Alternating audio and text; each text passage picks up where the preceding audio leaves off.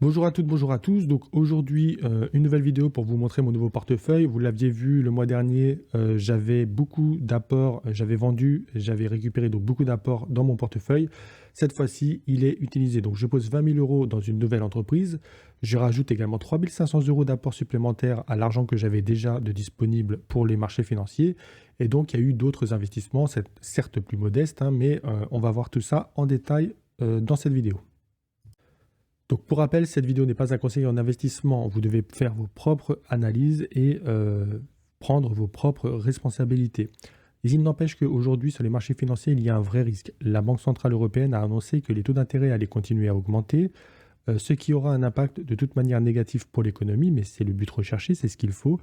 Et derrière, ça aura aussi un impact négatif donc sur les entreprises, sur le chiffre d'affaires, mais également sur les marges nettes et donc sur les bénéfices. Ce qui aura un impact sur absolument tous les secteurs et peu importe valeur de croissance ou non. Donc derrière, on a un risque de baisse quand même qui peut être relativement important. Nous avons en plus de ça un effet, on va dire, multiplicateur, c'est-à-dire qu'à mesure que les taux d'intérêt vont augmenter, peut-être que l'immobilier, le marché immobilier lui va baisser, diminuer, et peut-être qu'il y a des personnes qui vont se dire, bah tiens, il y a des opportunités dans l'immobilier, donc au lieu de mettre tout sur les marchés financiers, bah, je vais un petit peu me diversifier. Ce qui peut retirer du capital des marchés financiers, donc le faire diminuer pour aller finalement sur un autre marché. Et en plus de ça, derrière, on a également les nouvelles obligations qui auront un rendement suffisamment intéressant pour empêcher des gros investisseurs de tout mettre dans des entreprises sur les marchés financiers, mais plutôt peut-être faire du 50-50, du 80-20 ou du 70-30, enfin peu importe. Après, chacun aura sa propre stratégie. Donc, on a plusieurs choses qui font que les marchés financiers peuvent baisser dans les mois à venir. Il n'empêche que moi, je suis qui du coup? Je suis Réussir Finance, je suis une personne qui est principalement investie donc dans la croissance. Le but pour moi est d'investir dans des entreprises qui correspondent à l'idée que j'ai de l'avenir. L'idée que j'ai de l'avenir, j'ai déjà fait plusieurs vidéos dessus. Vous pouvez aller les revoir, il y a un petit lien qui s'affiche en haut si ça vous intéresse. Et j'essaie donc d'investir dans des entreprises qui correspondent à l'idée que j'ai de l'avenir forcément, à qui je peux donner toute ma confiance. Donc c'est une approche de l'investissement particulièrement risquée parce que ça demande également d'investir donc uniquement pratiquement dans la croissance et en plus de ça, de prendre suffisamment de risques dans des entreprises qui ne gagnent pas encore d'argent. Donc c'est parti, dans cette vidéo, nous allons un peu voyager et investir dans des entreprises qui promettent de faire éclore ce monde futur. Alors, à quoi ressemblera demain? C'est toute la question et c'est ce que je vais essayer de décider dans ma petite boule de cristal et on va en parler ensemble. Je ne dis pas que j'ai raison, j'ai simplement une certaine idée et j'essaie d'être cohérent entre mes investissements et mes idées. Normalement, on devrait avoir un monde qui s'automatise avec des capteurs et des objets connectés qui devraient communiquer entre eux. Donc on a à la fois les technologies de communication, mais aussi derrière les technologies de l'analyse des données, afin de collecter et analyser ces données, puis derrière les technologies de contrôle et de commande qui serviront justement à automatiser. On devrait aussi avoir un monde qui se robotise, des tâches humaines donc remplacées par des robots. Le meilleur exemple qu'on puisse donner, c'est la voiture autonome. La robotisation, ça décrit une utilisation de robots pour effectuer des tâches qui étaient auparavant effectuées par des humains. Mais ça ne touchera pas uniquement les chauffeurs, comme les voitures autonomes, mais certainement dans une certaine mesure, par exemple les peintres, les soudeurs, les assembleurs, etc. Et puis derrière, on a aussi une industrie qui se décentralise. L'énergie ainsi que la production de masse se décentralisent, avec comme exemple les énergies renouvelables, mais également les imprimantes 3D. C'est simple, les foyers deviennent et deviendront de plus en plus consommateurs de leur propre production, à la fois à travers les énergies renouvelables, comme le solaire sur les toitures par exemple, mais également pour rouler en voiture électrique et derrière devrait suivre la production de masse de tout un tas de produits à travers les imprimantes 3D, ce qui devrait faire mal. Est-ce qu'il faut avoir peur de ce nouveau monde qui s'automatise et se robotise? Moi, je pense que non. Tout est à faire pour construire le monde de demain. Ça veut dire quoi? Ça veut dire qu'on va devoir tout mettre en place, installer donc et mettre en place donc cette infrastructure nouvelle. Et pour ça, ça va demander une charge, une quantité de travail considérable. Donc, moi, ce que je pense, c'est qu'on va connaître, au contraire, pendant 10-15 ans, le temps de mettre tout ça en place, et on va connaître énormément de richesses, énormément de travail, un chômage en baisse, et je pense que ça sera assez historique. Voilà. Alors, mes étapes pour investir, comment moi je fais pour prendre des décisions? D'abord, je lis et je lis encore. Bien sûr, il faut le dire, si on n'a pas d'informations, si on n'a pas de source d'informations, et en plus de ça, diversifier, hein, je veux dire, il ne faut pas toujours lire la même chose, eh ben, on ne peut pas se donner un avis et puis on ne peut pas savoir ce qui se passe. Donc je lis et je lis encore. Je développe mon sens critique. Le fait d'avoir justement lu énormément de choses me permet après d'y réfléchir et puis de pouvoir échanger d'idées, voilà, de me dire oui, bah ça pourrait être pas mal, mais en même temps, voilà, je peux tout à fait y réfléchir. Je comprends également les tendances politiques. Il ne faut pas aller contre les tendances politiques. Par exemple, aujourd'hui, la tendance, elle est écologique. Ça ne sert à rien d'investir dans des entreprises qui vont à l'encontre de cette tendance, clairement. J'analyse également les difficultés des populations. Je me pose la question, je me dis, voilà, on a une population, elle a des difficultés. Qu'est-ce qui pourrait finalement aider ces populations? Et en fait, ce que je fais derrière, c'est que je cherche des entreprises qui proposent des solutions. Le but premier, je pense, pour l'investisseur, c'est d'aider un maximum de personnes. Donc, j'analyse les difficultés des populations et puis derrière, je cherche des entreprises qui leur proposent des solutions. Et puis derrière, j'analyse également chaque entreprise en détail avant d'investir, puis seulement après, j'investis. Les entreprises dans lesquelles je suis investi, il y en avait 3 dernièrement, il y en a beaucoup plus aujourd'hui, donc je vais vous les présenter. Auto1 Group. Auto1 Group opère en tant qu'éditeur de logiciels fournissant une plateforme numérique automobile. Grâce à sa plateforme, la société offre aux consommateurs et aux concessionnaires automobiles professionnels un moyen de vendre et d'acheter des voitures d'occasion sans longue négociation de prix. Alors pourquoi ça m'intéresse? Aujourd'hui, Auto1 Group ne gagne pas d'argent, hein, mais par contre, elle est en croissance. Eh ben, ça m'intéresse parce qu'il y a une demande croissante de véhicules moins polluants. Et donc, ça veut dire normalement que la croissance n'est pas prête de s'arrêter. Puis en plus de ça, sur ce secteur-là, je crois qu'on a un effet multiplicateur, à savoir que la demande est accélérée par les mesures politiques. Donc derrière, à mesure que finalement les politiques veulent aller de plus en plus loin dans l'écologie, eh ben, il y aura une demande qui s'accélérera pour changer son véhicule. Et derrière, on a en plus de ça encore une demande qui est accélérée par les futurs foyers producteurs d'énergie solaire. Plus il y aura de personnes qui auront une énergie solaire autonome, on va dire, dans leur foyer, et ben plus les gens pourront recharger gratuitement leur voiture électrique. Et donc, il y aura une demande très forte pour ce type de véhicule, je pense. Interpump Group, donc le leader mondial de la fabrication et de la commercialisation de pompes à haute pression. C'est un secteur primordial. Pour l'agriculture, les pompes à haute pression sont utilisées pour arroser les champs et pour les pulvérisateurs d'insecticides. Pour l'automobile, elles sont utilisées pour alimenter les systèmes de freinage et de direction assistée. Pour la construction, elles sont utilisées pour nettoyer les surfaces, pour les bétonnières et pour les machines à projeter. Pour l'énergie, elles sont utilisées pour les centrales électriques, pour alimenter les turbines à vapeur et les réacteurs nucléaires. Pour l'industrie de processus, elles sont utilisées pour transférer des liquides corrosifs et des produits chimiques. Et pour le nettoyage professionnel, les pompes à haute pression sont utilisées pour nettoyer les surfaces, pour les nettoyeurs haute pression et pour les nettoyeurs à eau chaude.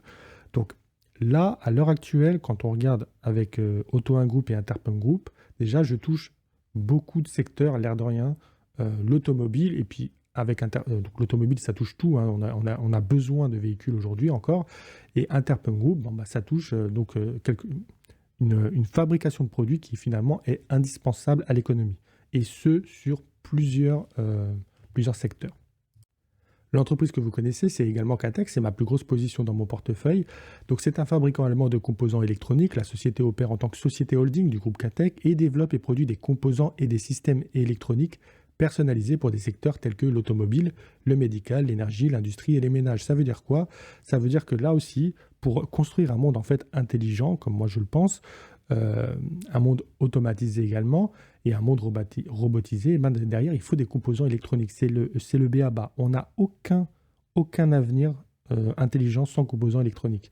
Donc derrière, je pense que KATEK est plutôt bien positionné justement dans l'automobile et l'immobilité, dans le mode de vie et connectivité, donc dans l'Internet des objets, dans les énergies solaires et les maisons intelligentes, et puis dans la santé aussi, où il va falloir de plus en plus avoir de composants électroniques pour aider les personnes. Donc là, quand on reprend déjà ces 3 entreprises, ça peut paraître peu finalement dans un portefeuille avoir ces 3 entreprises, mais finalement, j'ai une diversification de produits qui est relativement importante.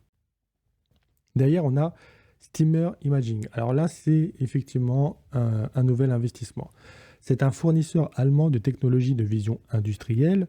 L'offre de la société comprend une gamme complète de produits techniques de divers fabricants tels que des caméras, des objectifs, des produits d'éclairage, des systèmes de vision industriels, ainsi que ses propres solutions sur mesure telles que des câbles personnalisés et des boîtiers de protection pour caméras de vision industrielle. Donc là, l'idée, c'est très simple, c'est qu'on ne peut pas automatiser un monde sans capteur, sans caméra, sans, finalement, sans système de vision industrielle. Donc moi, ce que je propose ici, avec cet investissement, c'est de me positionner sur l'automatisation de l'industrie à venir. Après, derrière, on a NHOA. Donc NHOA est une entreprise française, conçoit et fournit des systèmes de stockage d'énergie clés en main pour transformer les parcs solaires ou éoliens en sources d'énergie durable et disponibles 24 heures sur 24, 7 jours sur 7. C'est primordial. Je pense qu'aujourd'hui, donc l'une des difficultés des foyers aussi, pourquoi on ne fait pas confiance à l'énergie renouvelable, eh ben, c'est tout simplement qu'on se dit, bah oui, la nuit, ça peut être compliqué parce que bah, il n'y a pas de soleil. Ou alors, on peut se dire, oui, mais si pendant 3 semaines, il n'y a pas assez de soleil, eh ben, j'aurais peut-être pas assez d'électricité pour mon chez moi. Bon, bah là, eux, ils proposent en tout cas un système de stockage qui permettrait donc de contourner ce problème et de faire en sorte que les énergies renouvelables intermittentes ne soient plus un problème. Derrière, NHOA développe des technologies et des solutions innovantes pour éliminer les obstacles à la diffusion de la mobilité électrique pour les clients privés et professionnels. Et puis, ils ont un réseau, Atlante, c'est donc le premier réseau de recharge rapide et ultra rapide pour véhicules électriques activés par les énergies renouvelables. Le stockage d'énergie est 100% intégré au réseau. Donc là, c'est pareil. Avec cette entreprise, on vise le futur. C'est une entreprise qui perd beaucoup d'argent à l'heure actuelle, qui est en forte croissance, hein, mais qui perd énormément d'argent. Donc ça reste risqué d'investir dans ce type d'entreprise. Mais là encore, le but, c'est quand même, malgré tout, d'essayer de construire, de faire éclore ce monde de demain, celui que je pense voir venir. Et donc, je suis content d'investir dans cette entreprise aujourd'hui. Et l'entreprise dans laquelle j'ai posé 20 000 euros, bah, c'est Kering. Donc, groupe de luxe mondial, Kering regroupe et fait grandir un ensemble de maisons emblématiques de la mode, la maroquinerie et la joaillerie, Gucci, Saint-Laurent, Bottega Veneta, Balenciaga, etc. Je pense que vous connaissez. Alors pourquoi j'ai investi dans cette entreprise? Eh ben c'est simple, déjà elle dispose d'un avantage compétitif durable. C'est pas demain la veille qu'on va effacer de notre mémoire les marques comme Gucci par exemple ou Saint-Laurent. Ensuite, parce qu'il y a la reprise économique de la Chine. Oui, c'est une information qu'il faut prendre en compte. Alors peut-être qu'elle va refermer son économie demain, on ne peut pas savoir, mais à l'heure actuelle, au prix, la valorisation de Kering me semble tout à fait correcte, hein. Je ne veux pas dire que c'est l'affaire du siècle, mais en tout cas c'est tout à fait correct. Et au vu de la reprise économique de la Chine, je pense que ça peut être particulièrement un bon investissement à long terme. Puis ensuite, on a l'accroissement de la richesse à venir en Inde. L'Inde va se développer, l'Inde c'est énormément de personnes, c'est pratiquement comme la Chine. Et à mesure que l'Inde va se développer, bah, on aura aussi un accroissement de la richesse à venir de cette population. Et je pense donc que pour le luxe, ça sera particulièrement... Il y a encore énormément de croissance sur les 20 prochaines années. Donc, nous voici. Donc ici, on a mes deux portefeuilles. On a Boursorama ici, puis là, on a Bourse Direct. Donc, le screen a été fait au 23 janvier 2023 à 16h. Bon, ça, voilà. Total portefeuille titre 33 016 euros. Alors, c'est pas tout à fait exact parce qu'ils mettent encore Global EcoPower. Cette ligne a fait faillite, hein, mais ils sont chiants à me la laisser. Donc, on va dire 32 000 euros. Hein. Plafond de versement c'est un PEA, donc 150 000 euros. Moi, je suis à 23 380 euros. Donc, il y a beaucoup de marge pour l'instant. Kering, 36 actions, 566 euros de prix de revient, 19 314 euros de valorisation. NHOA, 788 actions, une valorisation de 7 013 euros. Interpum Group, 80 actions, 3 936 euros de valorisation. Et puis Auto 1 Group, 214 actions, 1684 euros de valorisation. Et puis derrière, donc sur Bourse Direct, on a une évaluation totale de 37 130 euros. Là aussi, hein, j'ai très peu d'espèces, hein, 17 euros là, 16 euros là. J'ai tout placé. Brighty Group, donc j'en ai pas parlé, mais parce que c'est une toute petite position, hein, 84 euros de valorisation, je vois pas trop ce qu'il y a à dire dessus. Je suis à moins 56%. J'avais mis de toute façon très peu d'argent dessus. Katech, c'est ma plus grosse ligne. Hein, 1976 actions, un PRU de 21,78 €, une valorisation de 31 220 euros et une perte de 11 820 euros. Je suis à moins 27%. Et Steamer Imaging, donc la nouvelle entreprise aussi, 165 actions pour un PRU de 35,11 et une valorisation donc de 5 808 euros. À savoir que quand vous voyez tout ça, moi, n'oubliez pas, je vends mes deux appartements. Je vais être en mesure de pouvoir remettre sur les marchés financiers 60 000 euros. Ça veut dire qu'à l'heure actuelle, en prenant l'évaluation totale de Bourse Direct et de Boursorama, je peux pratiquement doubler ma position là d'ici un mois ou deux. Donc le risque est relativement limité. Moi, je pense quand même malgré tout qu'on va peut-être avoir une baisse assez conséquente sur les marchés financiers à mesure que les taux d'intérêt augmentent. Je pense qu'on n'a pas vécu encore la crise, la pleine crise en tout cas sur les marchés financiers. Je pense également qu'à mesure que l'euro va augmenter face au dollar, eh ben, les investisseurs étrangers, notamment américains, ben, eux vont prendre leurs bénéfices pour retourner sur leurs valeurs qui, elles, aux États-Unis, commencent vraiment à être très intéressantes. Et d'ailleurs, il n'est pas impossible que je fasse dans les mois à venir un investissement aux États-Unis assez fort aussi. Donc j'espère que cette vidéo vous aura plu et dites-moi en commentaire où vous faites hein, si vous comprenez mon portefeuille, si vous êtes d'accord avec la vision que j'ai moi de l'avenir, si vous pensez que c'est trop risqué ou pas, si vous êtes d'accord. Enfin voilà, exprimez-vous. C'est toujours sympa de savoir ce que vous pensez. Et puis moi, je vous dis bah, à bientôt pour de nouvelles vidéos.